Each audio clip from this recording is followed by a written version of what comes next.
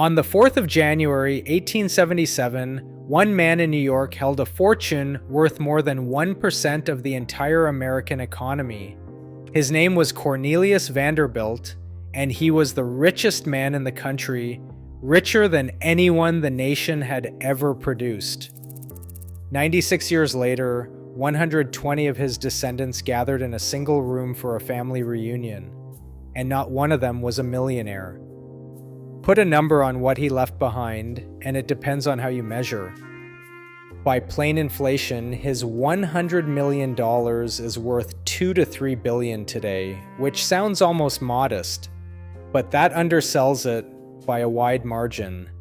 Measured against the size of the whole economy, the fair way to compare an old fortune to a new one, Cornelius Vanderbilt was worth north of $185 billion in today's money. And by the time his son was finished, the family fortune at its peak is reckoned at around $200 billion. This is the story of how every dollar of it disappeared. And before we go further, a word about that number because it matters. When you hear a figure like $200 billion for a man who died in 1877, your first instinct should be to doubt it, and you would be half right. By the plain arithmetic of inflation, his 100 million comes to only a couple of billion in today's money. The 200 billion figure is a different measure, his share of the whole American economy, scaled up to the size of the economy now. Both numbers are true. One tells you the price of his fortune, the other tells you its power. And by the measure of power, no private American has ever been much richer. Not stolen, not lost in a market crash. It was the greatest fortune America had ever produced, and it vanished. And within 3 generations, the Vanderbilt name, once the richest in the country, had not a single millionaire attached to it. The mansions were torn down, the money was gone, and the family that looked untouchable became the textbook example of how fast a fortune can die. So how does that happen? How do you go from the richest family in America to nothing in less time than a single, long human life? The answer is not bad luck, it is a mistake. So common, it has its own saying, shirt sleeves to shirt sleeves in 3 generations, and the Vanderbilts are the purest example of it the country has ever seen. They had everything except the one thing that keeps a fortune alive. Here is the detail that makes the whole story ache. On his deathbed, Cornelius Vanderbilt gave his heirs one instruction: keep the fortune together. Do not split it. Do not scatter it. Hold it as one. It was the most important order he ever gave, and it was the one his family could not wait to ignore. To understand what they threw away, you have to understand the man who built it, because nobody handed Cornelius Vanderbilt a thing.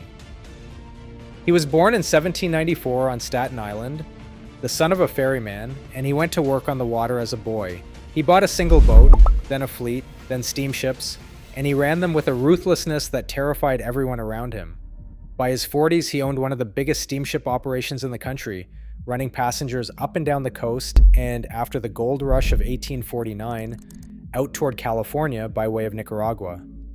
He would find a route someone else was making money on, start his own line beside it, and cut his fares until the rival either bought him out to make him go away or collapsed. He got rich being paid to leave. It made him ferocious, feared, and enormously wealthy, and he had not even reached the business that would triple everything. That was still ahead, on iron rails.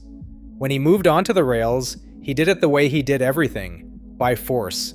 He would buy a railroad then, in a dispute, refuse to let a connecting line's trains cross his bridge into the city, stranding thousands of passengers until the other side gave in. It was raw, and it was effective. By the end, he did not just own railroads. He owned the choke point every rival had to pass through, and he set the price for the privilege. That is how you build a fortune worth 1% of a nation. It takes a certain kind of person, relentless, unsentimental, forever hunting the next advantage. and it is the kind of hard, hands-on, take-no-prisoners work that none of his heirs would ever do again. They would inherit the choke point, but they would never grasp why it was valuable or how to defend it.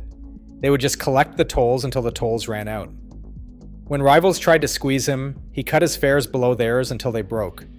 When a couple of business partners cheated him while he was away, he sent them a letter that has followed him for 2 centuries. "Gentlemen, you have undertaken to cheat me. I will not sue you, for the law is too slow. I will ruin you." And he did. That was the man in a single line. No partner he could not break, no rival he would not undercut, no rule he felt bound by. He had almost no schooling, no interest in society or charity, and he built the largest business empire in the country on nothing but nerve and appetite. People hated him, and people feared him, and both were right. But whatever else you say about Cornelius Vanderbilt, he knew how his money was made down to the last dollar, because he had made every one of those dollars himself, from a single boat. That knowledge is the thing that would not survive him. They called him the Commodore for the steamships, but the real money came later, and it came from a newer machine. Railroads. Starting in the 1860s, in his own late 60s, an age when most men retire, Vanderbilt moved into rail and began buying up the lines around New York. He took the Harlem, the Hudson River Line, and then the big one, the New York Central, and he stitched them together into a single system. Along the way, he built Grand Central Depot, the ancestor of the terminal that still stands today. He cornered the routes in and out of the biggest city in America, and he charged what he wanted. The railroad was the internet of its day, the network everything else moved across, and Vanderbilt owned the most important stretch of it in the country. Grain, coal, cattle, passengers, mail, all of it rode his rails and paid his toll. It was the closest thing to a money printing machine the 19th century produced, and he sat on top of it. This is the engine, the actual working business, that made the fortune. Keep it in mind because the tragedy of the next 3 generations is that they inherited the printing machine and forgot it was even there until they had spent everything it made and let the machine itself rust, and he fought dirty when he had to. In the Erie War of 1868, Vanderbilt tried to buy control of the Erie Railway, and his rivals, Jay Gould and Jim Fisk, just printed new shares faster than he could buy them, watering the stock and bribing the New York legislature to make it legal. It was one of the ugliest financial brawls of the century, and it taught Vanderbilt a lesson he already knew. The rules were for other people. By the time he died in 1877, at the age of 82, Cornelius Vanderbilt had built the largest fortune in the United States, around $100 million. To this day, measured against the economy of his era, he ranks as the 2nd richest American who ever lived, behind only John D. Rockefeller. His fortune was so vast that it is often said he held more cash than the United States Treasury itself. That claim is hard to pin to a ledger, and his fortune was still smaller than the federal government's annual income. But it tells you the scale. One retired ferryman's son controlled a sliver of the whole American economy that no private citizen had ever matched. And then he did the one smart thing his heirs would fail to copy. He refused to divide it. Cornelius left almost the entire fortune to a single son, William Henry Vanderbilt. Around $95 million went to William and William's own sons. His 8 daughters and his other son received far less, some of them just a few $100,000, and several of them contested the will for over a year, claiming their father was insane or under undue influence. They lost. The court fight was ugly in public, 2 of the daughters and the disinherited son dragging the family name through months of testimony about the old man's mind. But the Commodore's wishes held. 95% of the greatest fortune in America went to one man, William Henry, just as the father intended. And for one more generation, it worked. That is the cruel joke buried in this story. The move the Commodore made, concentration in a single capable heir, does work. It just has to be done every generation on purpose. And the Vanderbilts did it a grand total of once. The Commodore had done it on purpose. He had watched fortunes shatter when they were split among many hands, and he wanted his empire to stay in one. It was a brilliant, cold, deliberate act of preservation. The trouble is that it was an act, not a system. And that difference is the whole story. because William Henry Vanderbilt, the son, turned out to be a far better steward than anyone expected. Everyone had written him off as a dull farmer his father bullied for decades, but given the empire, William doubled it. In under 9 years, he grew the $100 million into more than $200 million, making him, for a moment, the richest man in the world. Sit with that for a moment. For a few years in the 1880s, the richest human being on the planet was a Vanderbilt, sitting on a fortune bigger than most national governments controlled. There was no obvious ceiling.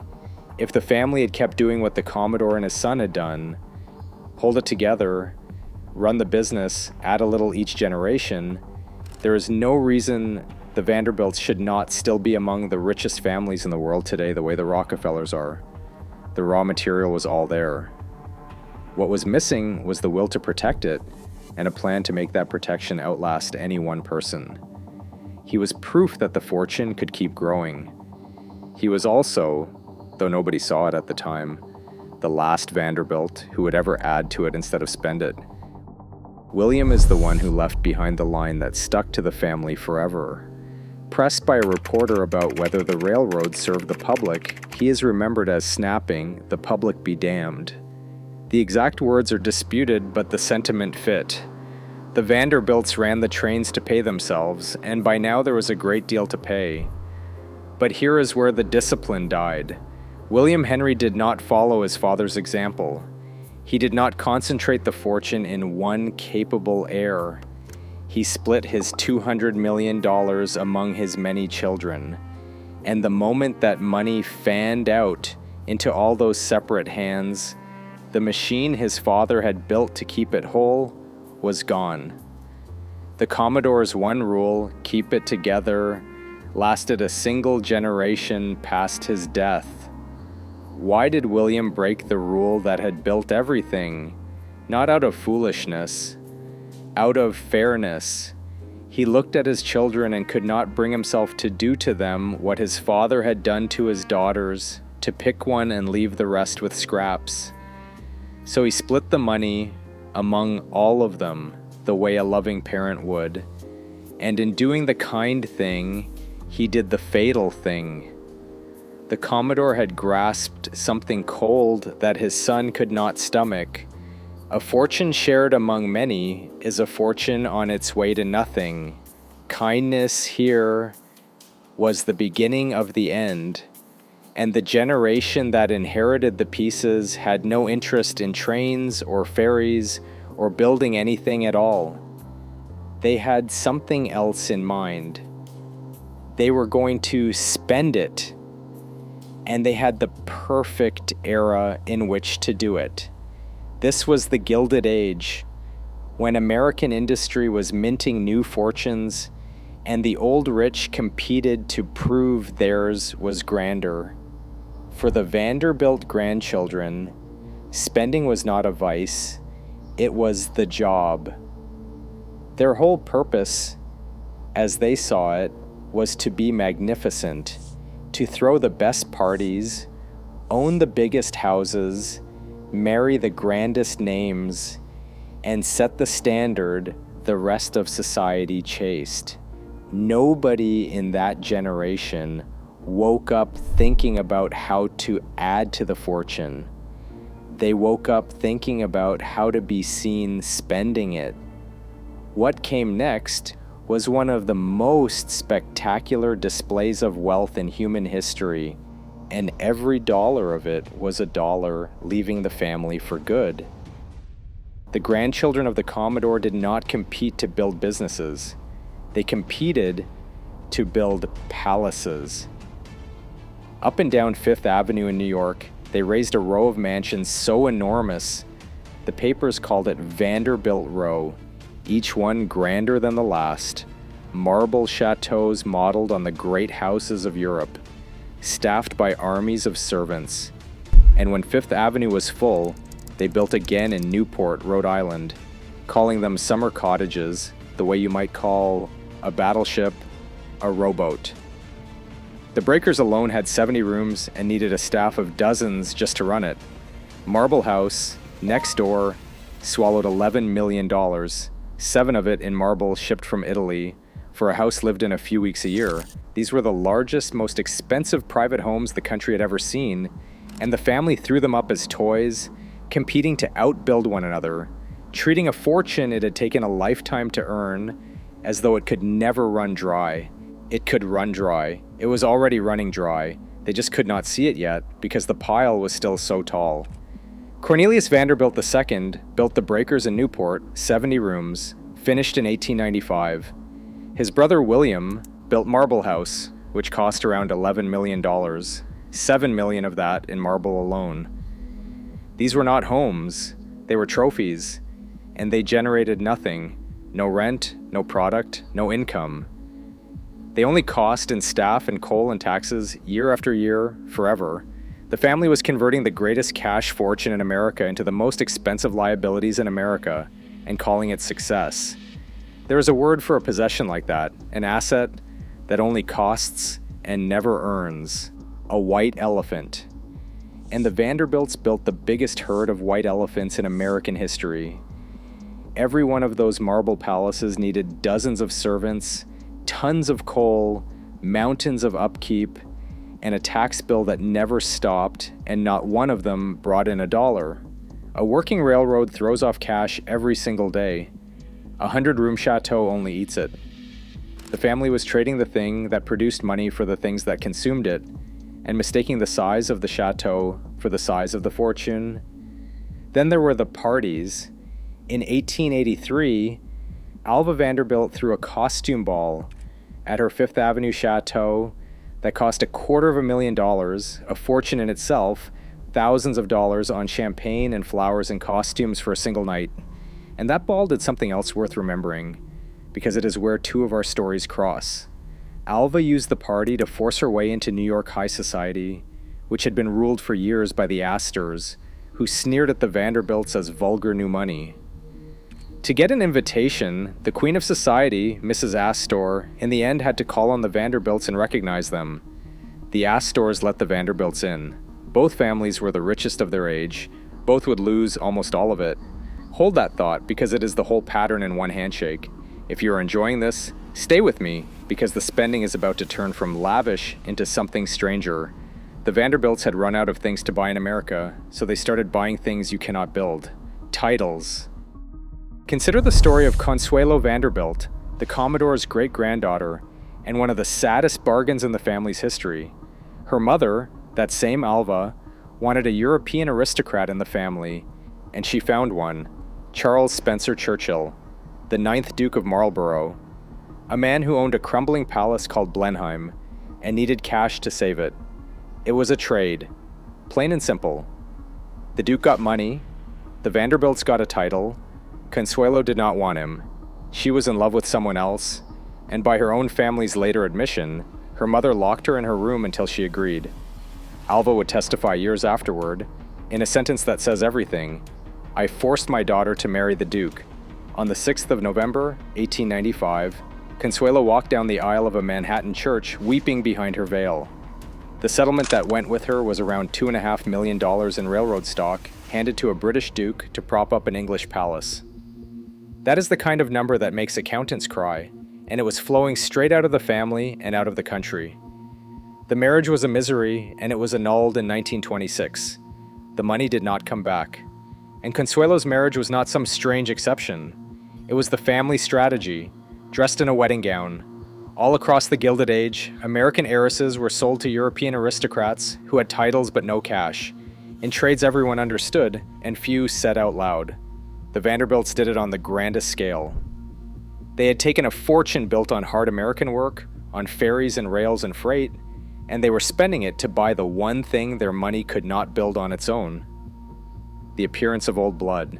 Every one of those bargains sent capital out and brought a coronet back, and you cannot run a dynasty on coronets. So look at what the third generation was doing with the greatest fortune in America: building palaces that only cost, throwing parties that only burned, shipping capital overseas to buy titles that produced nothing. Nobody was running a business. Nobody was adding a dollar. They were living, in grand style, off a pile that was no longer growing, and a pile that is not growing while dozens of people spend from it has only one direction to go. And the pile had another leak, a quiet one, that finished the job. Every generation, the money was divided again. The Commodore kept it in one pair of hands, William split it among many, those children split it among theirs. And so on, each division cutting every share, smaller then smaller again, while the family multiplied and the mansions kept eating. There was no family trust holding the capital as one block. No holding company, no family office running the whole fortune as a single enterprise, the way the families who survived would do. When you take the biggest fortune in America and divide it and divide it and divide it while spending the whole time and earning nothing, the math is not complicated. It goes to zero. And this next detail is the one that tells you how far it fell and how fast. Take Reginald Claypool Vanderbilt, a great-grandson of the Commodore, born in 1880 into staggering wealth. He never worked. He gambled and he drank, and he went through most of an inheritance of around $25 million. The story goes that on the night of his 21st birthday, when he came into a chunk of the money, he lost $70,000 at the card table before morning. He drank himself to death at the age of 45. By the time he died in 1925, most of the principal was gone. Reginald is a detail worth holding on to for later, because his family line runs somewhere you will not expect. By around 1907, only 30 years after the Commodore's death, not a single Vanderbilt ranked among the richest people in America anymore. Rockefeller, Carnegie, Ford, and the rest had passed them. The fortune that had taken one ferryman a lifetime to build was being spent faster than anyone could count, and the people spending it had never learned how it was made. And the monuments went down with the money. Those marble palaces on Fifth Avenue, the ones that announced a dynasty that would never end, were bulldozed one after another as the family could no longer afford them. By 1947, the last of the great Vanderbilt Fifth Avenue mansions was gone, replaced by office buildings and shops. The Newport cottages survived, but not because the family kept them. One of them, the Breakers, the grandest of all, was handed to a local preservation society in 1972, which paid a mere $365,000 for a house that had once symbolized the richest family in the world. The Vanderbilts could not keep their own crown jewel. A non-profit had to save it. Which brings us to that room in 1973, when about 120 of the Commodore's descendants gathered at Vanderbilt University for the first great family reunion. As Arthur Vanderbilt II tells it in his book Fortune's Children, there was not a millionaire among them. 96 years earlier, their ancestor had been the richest man in America. Now his heirs, in one room, could not have pooled $1 million between them. The greatest fortune the country had ever produced had returned to zero, and it had done it without a war, a crash, or a crime. It had just been spent and split by people who never built the machine to hold it. Think about what that room represented. Every person in it carried the most famous surname in American wealth. Their great-grandfather had owned a piece of the whole country. And between all 120 of them, they had less than $1 million. Not because any one of them was a villain, but because a fortune with no structure is not a possession, it is a countdown, and the clock had run out. The name still meant something. The money meant nothing. That is what it looks like when a dynasty forgets to build the one thing that keeps it a dynasty. So where does that leave us, other than staring at a cautionary tale? It leaves us with a question. If everyone in the family spent, did anyone keep theirs? And the answer is yes. Two of them did, in two very different ways, and between them, they hold the entire lesson of this story. The first is a house. Deep in the mountains of North Carolina stands Biltmore, the largest private home ever built in America, put up in the 1890s by George Vanderbilt, another of the Commodore's grandsons. For decades, it was like every other Vanderbilt trophy, a beautiful money pit. By 1960, it was losing $250,000 a year. And then one heir did the thing no Vanderbilt of the spending generations had ever done. George's grandson, William Cecil, left a comfortable banking career, came home, and decided he would not treat Biltmore as a monument to be admired. He would treat it as a business that had to earn its keep. He turned the house into an enterprise, tours, then a working farm, restaurants, and later a winery. It was slow, and it was humbling. In 1968, after years of grinding, Biltmore turned its first profit in the family's history. Do you know how much it was? $16.34. $16. Cecil's own comment was that it beat losing $500,000, but that $16 proved the thing could stand on its own. Cecil opened the Biltmore Winery in 1985, and the estate kept growing as a real business. Today, Biltmore brings in more than $200 million a year, draws well over 1 million visitors, and is still owned by the Vanderbilt family, now into its 5th generation. His philosophy became the family creed, and it is the exact opposite of everything the spending generations believed. "We do not preserve Biltmore to make a profit," he said. "We make a profit to preserve Biltmore." One branch of the family stopped treating the inheritance as a thing to spend and started treating it as a thing to work. That branch is the only one still standing on the original fortune. Look at the difference side by side. George's cousins built palaces on Fifth Avenue and lost every one of them.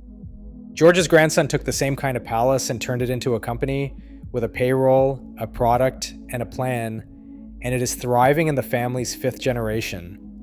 Same blood, same starting point, one house standing and dozens gone. The only variable that changed was whether someone treated the inheritance as a thing to spend or a thing to work. Biltmore is the proof, in stone and vineyards, that the fall was never fated. It was a choice, made over and over the wrong way by almost everyone but the Cecils. And the second person who kept theirs did it by keeping almost none of it at all. Remember Reginald, the great-grandson who drank and gambled his money away, dead at 45? Reginald had a daughter named Gloria Vanderbilt, and Gloria grew up famous for being a poor little rich girl in a family whose riches were already draining away. But Gloria did something the palace builders never did. She went to work. She built her own name and her own fortune in fashion and design on her own effort, not on an inheritance. That alone made her an oddity in this family. For 4 generations, the Vanderbilts had been people the money happened to. Gloria was a Vanderbilt who went out and earned. She put her name on a line of blue jeans that sold by the millions and built a design business that was hers, not the Commodore's. She had grown up watching the last of the family fortune trickle away, and she drew the obvious lesson from it. The one none of the palace builders ever learned. If you want money that lasts, you make your own. And Gloria had a son. His name is Anderson Cooper, the news anchor, the great-great-great-grandson of Cornelius Vanderbilt, the richest man in America. And here's what Anderson Cooper says about the family fortune. He says there isn't one, not for him. Speaking in public a few years back, he put it in plain words. His mother, he said, made clear to him that there was no trust fund, none of that. "I do not believe in inheriting money," he said. He called an inheritance an initiative sucker and a curse. If he had grown up believing there was some pot of gold waiting for him, he said, he did not think he would have been motivated to do anything at all. Sit with that for a second. The direct descendant of the man who built the greatest fortune in America, the heir to $200 billion, says the best thing that ever happened to him was that the money was gone. Because if it had still been there, it might have ruined him too, the way it ruined so many Vanderbilts before him. He is not performing humility. He is stating a law he watched operate on his own bloodline for 100 years. The Vanderbilts who were handed fortunes spent them and vanished. The ones who had to build, Gloria in fashion, Anderson in television, the Cecils in business, are the ones with anything to show for the name today. Inheritance did not protect this family. It dissolved them. And the only Vanderbilts still standing are the ones who, by luck or by choice, did not get much of any. That is the whole lesson, spoken by the family itself. The Vanderbilts who spent and divided the fortune vanished, every one of them, into that millionaire-less room in 1973. The branch that treated an asset like a working business kept it and grew it for 5 generations. And the heir who inherited nothing and had to build his own life is grateful the curse skipped him. It was never about the money. The Commodore had more of it than any American alive. It was about whether anyone built something to hold it, and whether the people who inherited it ever learned to make their own. The Astors, the family that let the Vanderbilts into society, dissolved the very same way in the very same years, the richest of their era, gone. 2 dynasties, 1 autopsy.